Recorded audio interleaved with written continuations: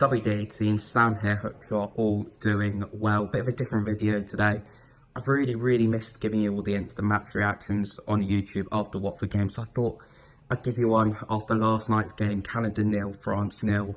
I just wanted to talk a bit about the Ismaël Koné situation at the moment for Watford, because last night he won the Man of the Match award. He came up in the field against N'Golo Kante, Camavinga, Antoine Griezmann as well. Kylian Mbappe came on in the game later on, and from what, I didn't watch the game, but from what some Canada fans were saying, he completely outclassed all of them and completely ran the game. Camavinga struggled to keep up with him and contain Koné during last night's game. And I think that this could have been a game, from what I've been reading around it, that ultimately could propel Koné onto the world stage, or the European stage at least.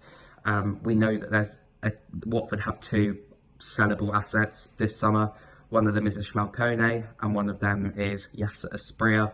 Both of them we're going to be expecting a lot of rumours around and interest around this summer. But I think Ismaël Koné is going to be the one to keep an eye on a bit more, because I feel that in terms of his potential, I think he's probably closer to reaching it at the moment than Yasser Asprilla is. I think he's probably shown more in the last 18 months or so to suggest that he's going to make it to the top than Yasser Asprilla. And I think last night's performance against France, from what people were saying, it doesn't come as a surprise to Watford fans, I don't think. We know that he's a really capable player. We know that he's a player who is able to take the game by the scruff of the neck. We saw it so many times last season. I still would have wanted to see it a little bit more, but I think particularly in that middle patch of the season, the likes of the Preston game in particular, I remember him charging up the pitch in sort of Etienne Capoue style before he played a 1-2 with Bayo, I think it was, and smashed it in.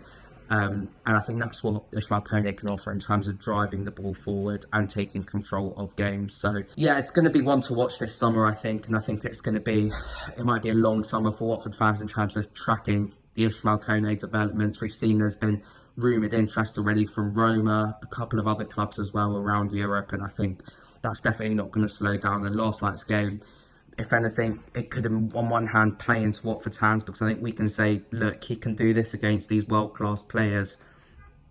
Let's take a couple of more £1 million for him. So, yeah, it's one to watch, I suppose. But, yeah, I thought I'd give a little video, my thoughts on it. I'm sure we'll do plenty of videos throughout the summer, me, Jacob and Charlie, when we hear developments on Ismaël Koné.